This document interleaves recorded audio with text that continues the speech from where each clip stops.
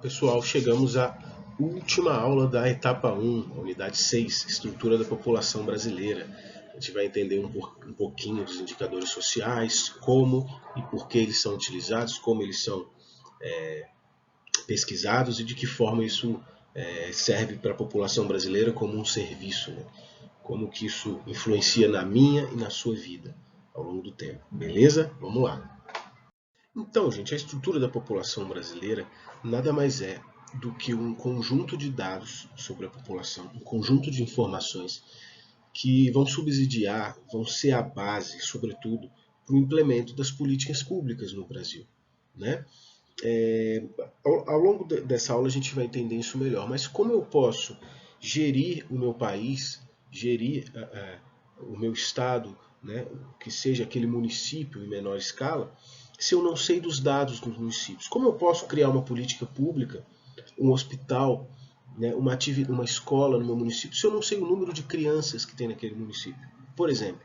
Né? Então, o primeiro passo fundamental, pensando como um gestor, como alguém que vai gerir, que vai cuidar da cidade, do município, daquela região, né? Pensando politicamente como agir sobre aquele território, eu preciso de dados, eu preciso saber quantas pessoas moram no meu município, na minha região, quantos homens, quantas mulheres, quantas crianças, quantos idosos, né? Muitas vezes tem regiões que, depois dos censos, depois desses levantamentos, eles percebem que é uma região com muitos idosos, então começam a desenvolver políticas públicas para idosos, né? Começam a criar centros de tratamento de pessoas idosas para melhorar a qualidade de vida. Né? Se eu tenho uma população mais jovem, o foco já vai ser outro. Pô, tem muitos jovens aqui, vamos desenvolver mais escolas, vamos criar mecanismo de educação técnica para que esses jovens sejam absorvidos no mercado de trabalho. Né? Então é fundamental a gente entender isso. Esses dados, eu preciso conhecer a minha população, conhecer o meu povo, conhecer quem são, como vivem, quanto ganham, né? Qual é a renda da minha população, para assim eu poder gerar as políticas públicas e tudo aquilo que vem com as atividades políticas. Né? Isso é muito importante ter em mente. O que eu preciso saber o que é crescimento vegetativo? Por que eu preciso saber a taxa de crescimento da minha população? Nasce muita gente? Nasce pouca gente? Eu tenho uma população... Se nasce muita gente, eu tenho uma população mais jovem. Se nasce pouca gente, eu tenho uma população mais de idoso. Né? Por que eles querem saber a expectativa de vida de uma população? Se você tem uma população que morre cedo, que tem uma expectativa de vida baixa, 60, 65, você vai tratar essa população de uma forma, vai tentar incluir mecanismos políticos, né, de qualidade de vida para que a população tenha uma estendida sua expectativa de vida. Né?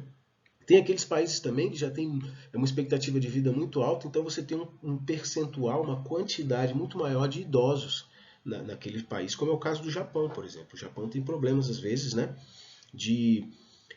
é muito idoso, a expectativa de vida lá é muito alta, as pessoas vivem muito, então você tem um número muito grande de idosos naquela sociedade. Então isso pressiona os sistemas de saúde, os idosos usam muito mais, né, a estrutura de saúde do país, da região onde eles estão. Né? Então, assim, todos esses dados, né, como eu vou gerir, como eu vou cuidar da população, se eu não sei quem é essa população, o que é, de que forma eles vivem, como eles são. Né? Eu preciso desses dados. Eu preciso da faixa etária, eu preciso saber se nasce muita gente, se tem muita gente, se tem muitos jovens ou pessoas com idade produtiva ou muitos idosos. Eu preciso saber do sexo dessas pessoas, é uma sociedade, é uma comunidade com muitos homens, com muitas mulheres. Né? Qual é a faixa de renda dessas pessoas? Qual é a condição de moradia dessas pessoas? Né? Elas moram em locais com acesso aos serviços básicos, tem água corrente onde ele mora, dentro da residência dele, né? Qual é o sistema de esgoto que ele utiliza, né? Esses dados, pessoal, são muito detalhados. Dê uma olhada depois no censo, né? Nos últimos censos, pelo menos nos últimos 2 ou 3 censos que a gente tem sobre o território brasileiro, é muito interessante a gente ver percebendo esses dados populacionais, né? Por região, por município, é muito interessante. Né?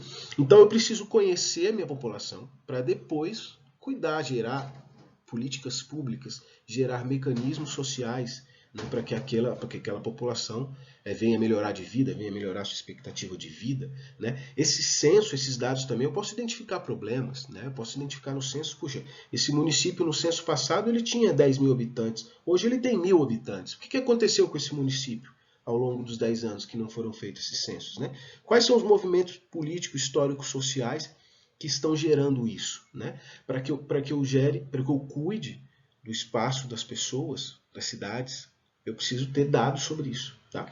Só que quando a gente fala em dados de muita quantidade, pessoal, são muitas pessoas, eu preciso falar em percentual. Né? Eu não posso falar unitariamente. Né? Eu não vou me estender muito sobre a questão do percentual, mas a ideia é essa. A gente vai lidar aqui com a taxa percentual. Tá? É um número muito grande de brasileiros, é um número muito grande de dados. Eu preciso seccionar e trabalhar isso de uma forma que seja mais fácil de visualizar. Tá? E dessa forma vai ser mais fácil visualizar para a gente na questão trabalhando sempre com a taxa percentual. Beleza? Tudo isso que a gente falou agora, a gente estava falando de quê? De indicadores sociais, pessoal. Todos esses indicadores sociais nos revelam as condições de vida de um grupo humano, né? Seja de um país, de um estado, de um município. Permitindo conhecer a realidade desses grupos, a gente pode atuar e trabalhar em cima dessas realidades, perfeito? Vamos falar um pouco sobre cada um desses indicadores sociais, pelo menos os mais importantes, tá bom? Taxa de natalidade é determinada pela quantidade de pessoas que nascem durante um ano em relação à população absoluta. Tá? Se eu tenho um nascimento de 1.000 pessoas numa população total de 10 mil habitantes, eu tenho uma taxa de natalidade de 10%. O importante aqui é a gente entender se a taxa de natalidade é positiva, essa população está em crescimento. Tá? Existem lugares, países da Europa, que a taxa de natalidade é negativa, o que aponta que a população está em declínio. Né? Então a população está diminuindo, as pessoas vivem muito, dependendo do país. Você tem muitos idosos e poucos jovens. Isso gera um problema social, poucas pessoas em idade economicamente ativa. Né? É por isso que muitos países europeus criam políticas de atração de imigrantes. Lembra da imigração da aula passada? Por quê? Porque esses imigrantes jovens busquem esses países e possam tomar conta do mercado de trabalho. Poucos jovens nesses países, lembram? Então eles buscam pessoas de outros lugares. Né? Esse é um indicador muito importante, até economicamente. Países que você tem uma taxa de natalidade muito alta significam que são países mais pobres, menos urbanizados. Né? A vida urbana nas grandes cidades industriais, você tem a tendência a ter uma taxa de natalidade menor, né? Por conta das questões sociais e econômicas. Então, esse dado nos traz muita informação atrás dele. É isso que a gente busca. Perfeito?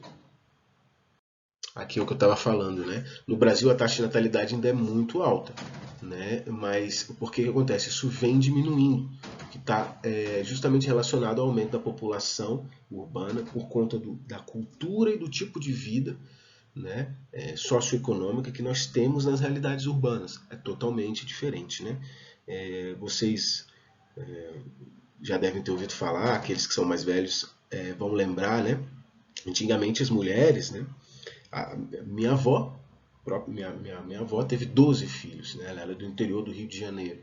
Ela teve 12 filhos. Quem tem 12 filhos hoje em dia morando numa cidade grande? É muito difícil, né? Então, assim, há essa questão cultural da cidade. As pessoas têm menos filhos, porque a lógica é outra. Né? Você não precisa. Quanto mais filhos você tem mais gasto, você tem mais despesa. Antigamente, dependendo da situação, quanto mais filhos você tinha, mais mão de obra você tinha ali, né, para aquele contexto. Né? Não era uma preocupação. Hoje já se é uma preocupação, o controle familiar, né, para você ter uma. Né, fazer um planejamento familiar e tudo. Então, com o desenvolvimento da ciência e da tecnologia médica, a gente já consegue isso. Então, o dado populacional sobre a quantidade populacional, o número de jovens, né? Isso pode dizer bastante para a gente, tá bom?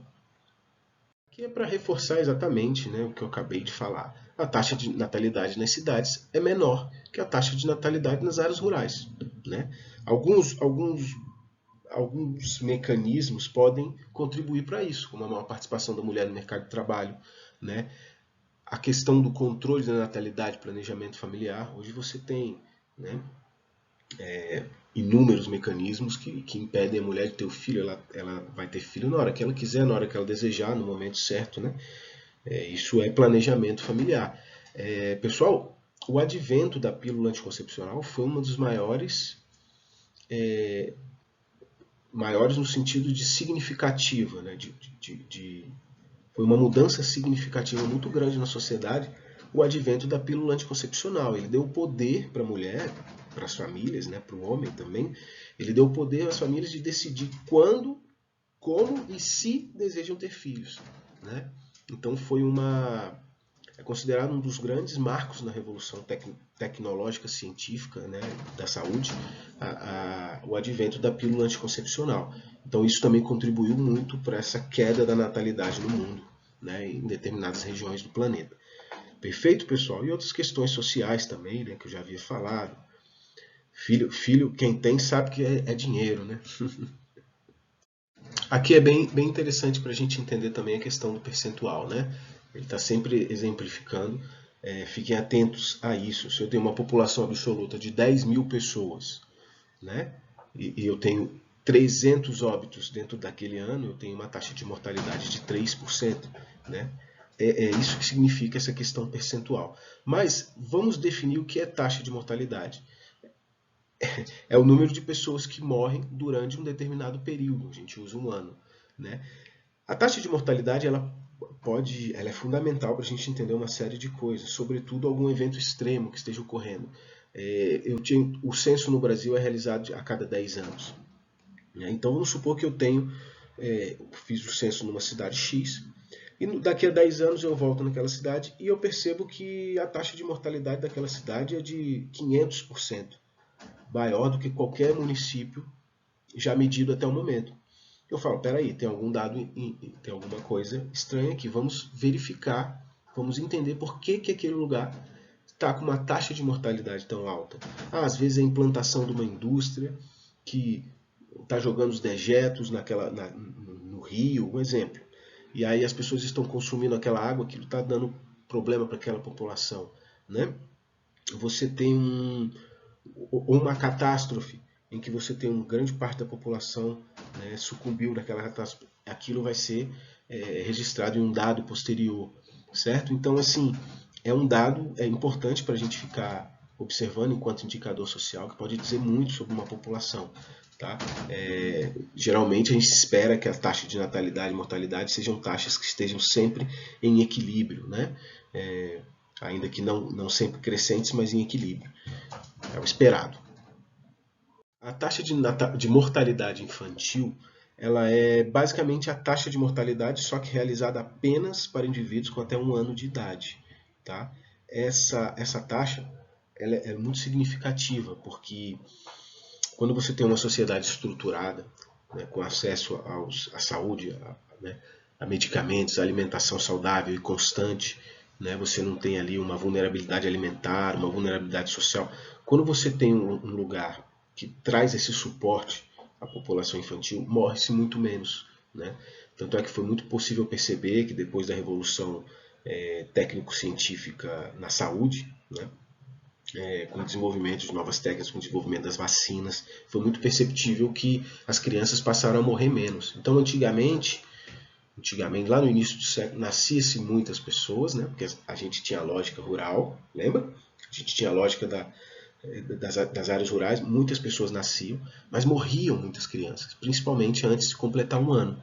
Né? Então é importante fazer o monitoramento desse dado das sociedades para que a gente, né, tenha o controle dessa taxa de mortalidade infantil. E sempre que aquele dado estiver exorbitante, porque estão morrendo muitas crianças nessa região, dentro desse ano morreu muitas crianças antes de completar 1 ano. Por que isso? Vamos verificar, vamos tentar entender o que está acontecendo nessa região e criar mecanismos e políticas e atividades e ações governamentais para que diminua aquela taxa de mortalidade infantil, né, naquele determinado registro, tá?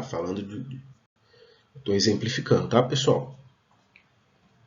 Já o crescimento vegetativo, a gente já havia pincelado lá no início, né? Nada mais é, pessoal, do que a diferença entre a taxa de mortalidade e a taxa de natalidade. Se nascem muitas pessoas numa determinada região ou localidade de estudo, né, e morre menos pessoas do que nascem, então eu tenho uma população em progressão de crescimento positivo. Né? Nascem mais pessoas do que morrem. Se eu tenho uma região em que essas pessoas morrem mais do que nascem, eu tenho uma taxa de crescimento negativo. Né? Com o tempo, a tendência é, se morre mais gente do que nasce, a tendência é que essa população acabe, hipoteticamente. Né? Se eu tenho ali, num período de um ano, né, 10 pessoas nascendo, mas eu tenho no mesmo período 15 ou 18 pessoas morrendo, ao longo do tempo a minha população vai declinar. Essa taxa é muito importante, né, para políticas públicas de incentivo ao reequilíbrio novamente. Né? Geralmente, os países menos industrializados vão ter uma taxa de crescimento vegetativo maior, pois nasce muito mais pessoas. Né? A gente consegue, inclusive, muitas vezes ver o desenvolvimento socioeconômico de determinada localidade baseado na sua pirâmide etária ou na sua análise, na análise da sua faixa de crescimento vegetativo. Perfeito? A gente vai ver isso daqui a pouquinho. Olha, exatamente o que a gente estava falando com relação à taxa de crescimento vegetativo. Né? Em 1960, a mulher brasileira tinha em média 6 filhos. Isso é uma média, tá? Então, uma média alta significa que as mulheres tinham muitos filhos, né? Média de 6 filhos por mulher, né? Tinha mulher que tinha 3, 4, mas tinha mulher que tinha 10, 15. Era muito comum isso, né? Sobretudo nas regiões mais interioranas. Em 1940, essa média já passa para 4 crianças. Né? Em 2020, olha que interessante, é uma média até quebrada de 1,5 filho, né, por mulher. Isso significa que em 2020 as mulheres estão tendo muito menos filhos do que na década de 60. Né? E tecnicamente você tem um período curto de tempo, né, relativamente curto de tempo, aí, 40, 50, 60 anos, né, de diferença. Então, a gente pode dizer que isso vem da cultura urbana, as mulheres tendo menos filhos, né? E essa taxa de natalidade ela vai sendo alterada, né? Pela quantidade de número de filhos que tem. Porém, as mulheres tendo menos filhos, com o avanço das tecnologias de saúde também, a gente tem uma sobrevivência mais garantida para esses poucos filhos que nascem. Né? É bom lembrar disso também. Lá na década de 60, nasciam muitas crianças, mas morriam muitas crianças também. Né? Hoje em dia a gente tem menos nascimentos, mas essas crianças têm a tendência de sobreviver mais tempo, além do ano de idade, né, que é quando a gente mede esse dado. Perfeito, pessoal? Isso tem a ver com o processo de industrialização e urbanização do território brasileiro. Aqui é um reforço daquilo tudo que a gente já falou também. Né? O Brasil tem uma taxa de crescimento vegetativo menor do que nos anos 50, por exemplo, atualmente, né? Mas ainda assim nosso crescimento populacional é muito maior do que das populações da Europa, por exemplo, que tem uma população muito mais idosa. O crescimento vegetativo em alguns países é até negativo, porque nasce poucas pessoas, as pessoas vivem muito, que a expectativa de vida delas é muito grande, então você tem uma sociedade onde poucas pessoas jovens e muitos idosos. Né? Muitos países da Europa, Japão, já vivem essa realidade. Apesar do Brasil estar diminuindo seu crescimento vegetativo, o nosso desenvolvimento populacional ainda é positivo, tá, pessoal?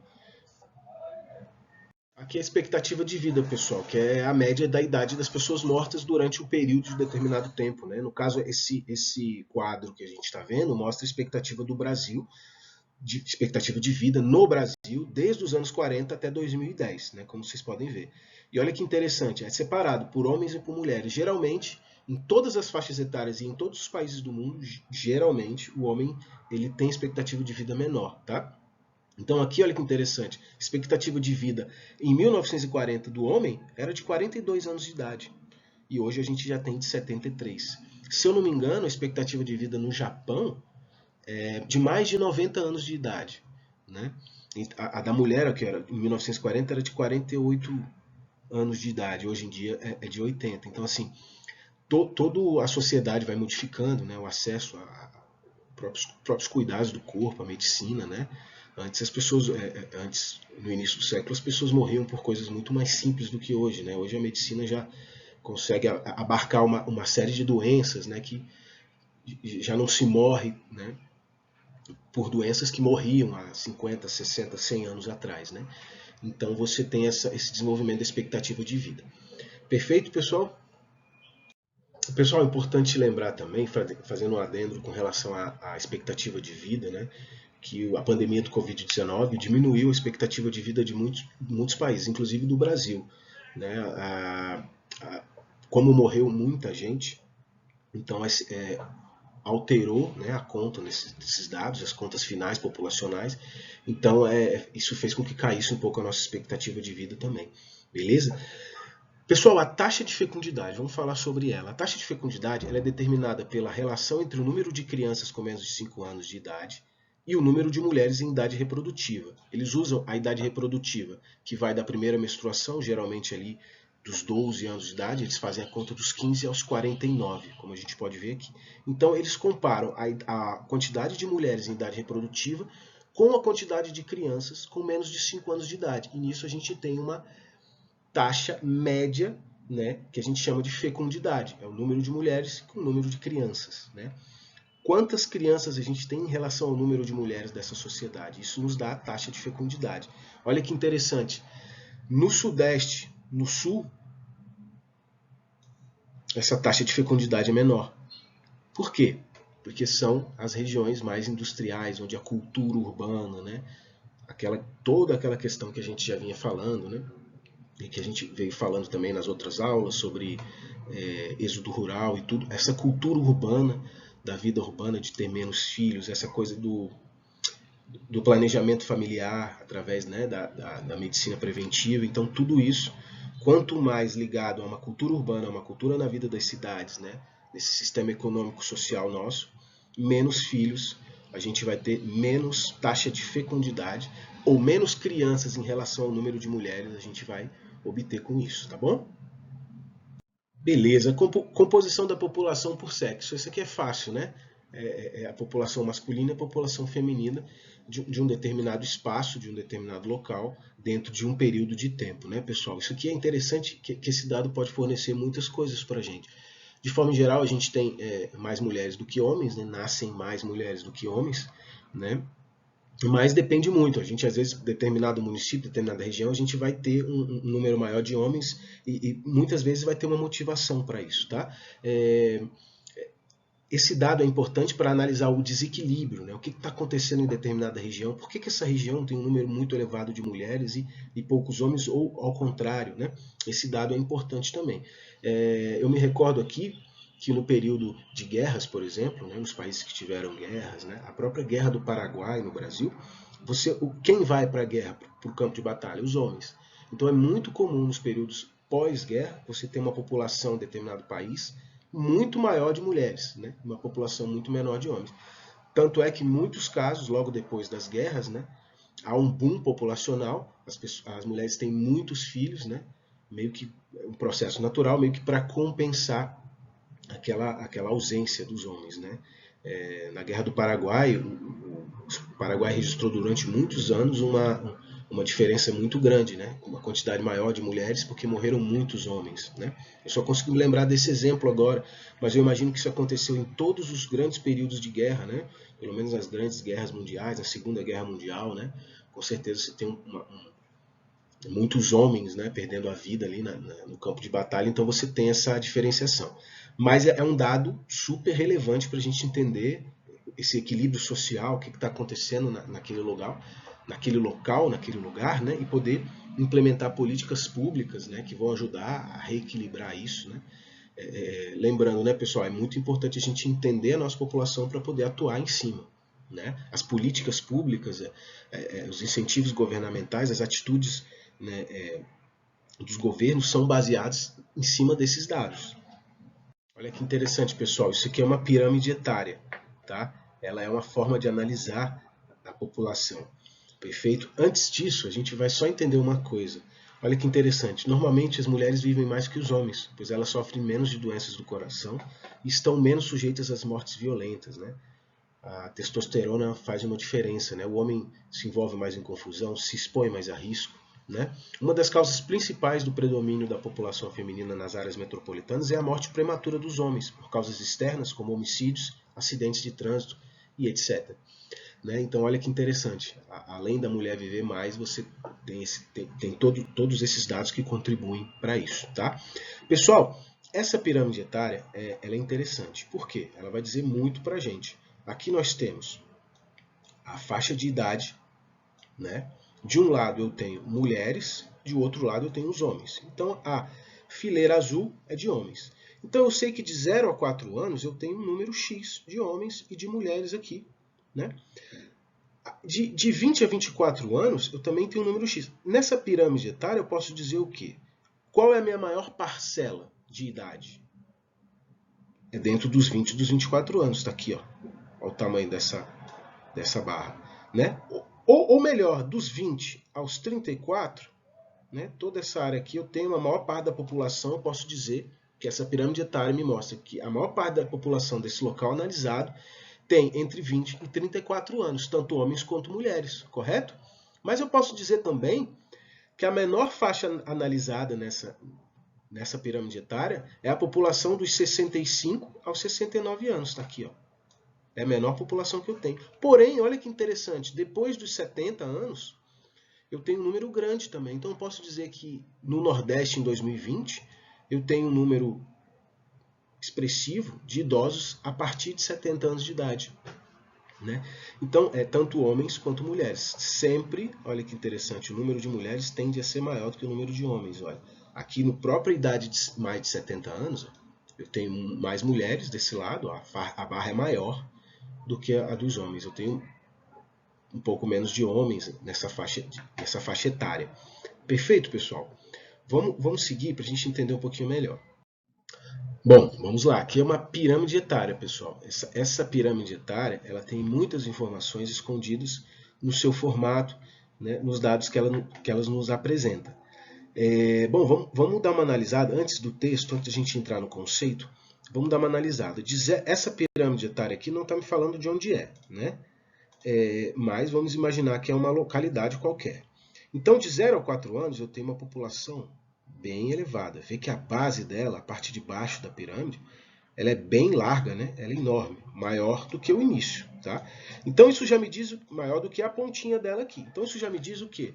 Que a minha população jovem, de 0 até os 35 anos, ó, essa área aqui da pirâmide, é uma população enorme, tanto de homens em azul quanto de mulheres em violeta. Percebe? A base larga me diz que eu tenho uma população mais jovem, né? São pessoas de 0 a 4 anos. Olha, essa faixa aqui de 15 a 19 é maior, ó, né, da pirâmide inteira. Então eu posso dizer que esse local analisado, a maior faixa etária é de 15 a 19 anos. Muita gente jovem, né? Eu posso dizer que esse lugar nasce bastante gente, porque eu tenho muita gente, ó, dos 0 aos 4 anos, dos 5 aos 9. Veja, muita gente. E aqui me diz o quê? Que eu tenho, pelo menos dos 65 anos até os 80, eu tenho uma população bem menor, veja. Né? A faixa de 65 a 69 anos já é bem pequenininha. Dos 80 anos para mais também é bem pequenininha, tá vendo aqui? Né? Tanto de homens quanto de mulheres, se bem que a população de mulheres ela é sempre um pouquinho maior, percebam? Né? Então isso tudo me diz que essa é uma população jovem, nasce muita gente. Provavelmente esse local analisado não é um local absolutamente industrializado. Você ainda encontra ali, né, bolsões de áreas rurais e tudo. Então, vamos imaginar agora, pessoal, se essa pirâmide fosse invertida. Se eu tivesse uma base bem curtinha e a parte de cima fosse bem larga, o que isso me diria? Que a parte de baixo, na faixa de 0 aos 4 anos, de 5 aos 9, eu tenho pouca população. E eu tenho muita gente idosa. Agora, adivinha o formato da pirâmide etária dos países da Europa, por exemplo? É invertido, é o contrário. É uma base pequenininha, poucos jovens, com muitos idosos na parte superior.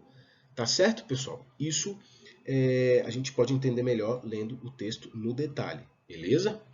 Bom, a população economicamente ativa é todo indivíduo com mais de 10 anos de idade, né, que já, teoricamente, já compõe essa parte aí da população ativa economicamente. Perfeito?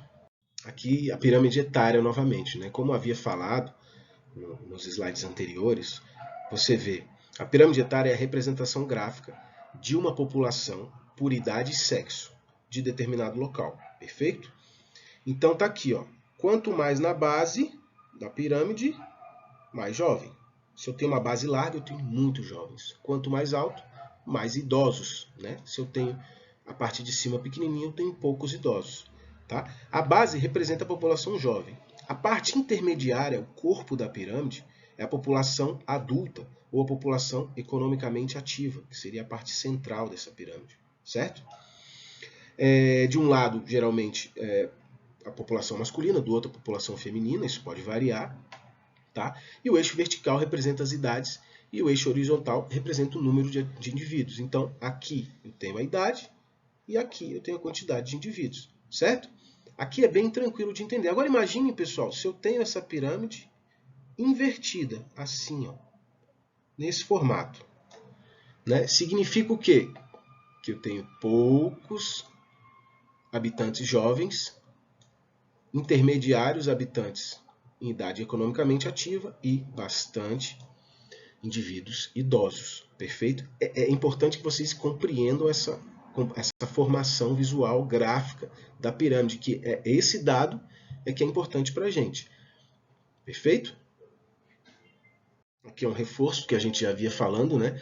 Toda pirâmide etária que possui a base larga apresenta um predomínio de jovens na população. Muitas crianças, nascem muitas pessoas, perfeito? Toda pirâmide, e ao contrário também é verdadeiro, que apresenta a base pequenininha, ela tem poucas crianças, nasce pouco. O índice de natalidade é baixo, tá bom? Aqui é a pirâmide etária brasileira em 2015. Pessoal, leiam o texto, tá? Não deixe de ler o texto no detalhe, recorram às pesquisas na internet. Aqui é só para a gente iniciar a conversa sobre esse assunto, tá bom?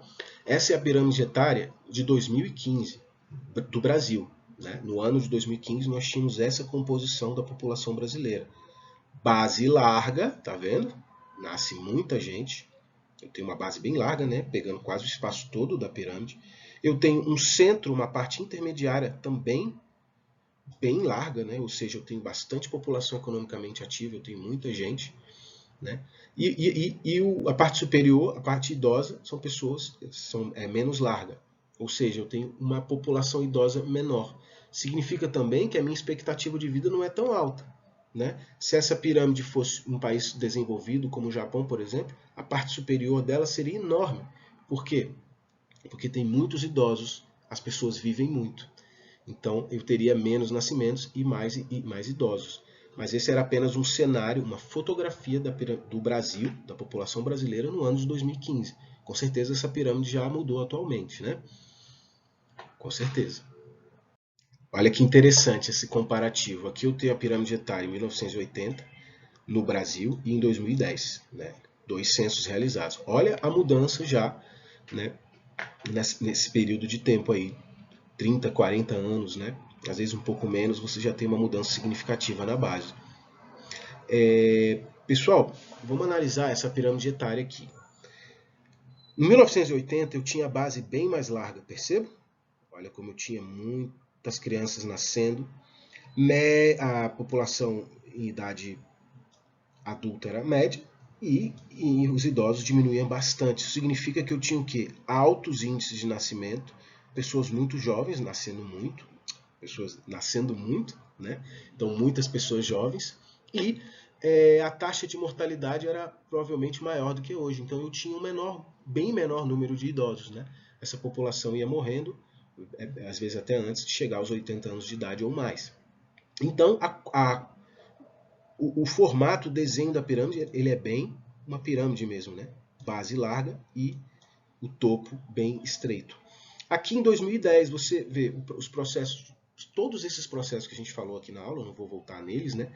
Mas todas essas mudanças na vida das cidades fez com que nascesse menos pessoas, olha, a base se estreitou, porém você tem uma maior expectativa de vida. Então, as pessoas a população em idade economicamente ativa aumentou, percebam? A base está mais robusta, o meio dela, o centro dela. Você tem tanto homens quanto mulheres. Notem que a gente sempre tem mais mulheres do que homens, percebam? A barra das mulheres é sempre um pouquinho maior que a dos homens.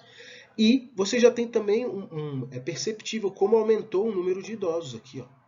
Como aumentou bastante o número de idosos, né, de 2010 entre 2010 e 1980.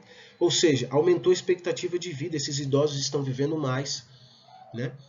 E eles estão caindo nos registros, né, do governo, no censo, e aí você vai vendo uma mudança já no formato dessa pirâmide etária. Um dia, a pirâmide etária no Brasil vai ser mais ou menos assim, ó. Vai ter esse formato invertido, que é onde vão nascer poucas crianças, a população em idade economicamente ativa vai tender a diminuir e você vai ter um número alto de idosos. Muitos países da Europa, alguns países da Ásia, acho que os Estados Unidos também, já tem um desenho mais de... já se aproximam mais dessa parte visual de um desenho, de uma pirâmide invertida, tá bom? Pessoal, era isso. A gente falou um pouquinho sobre essas características populacionais e até o próximo módulo, até a próxima unidade.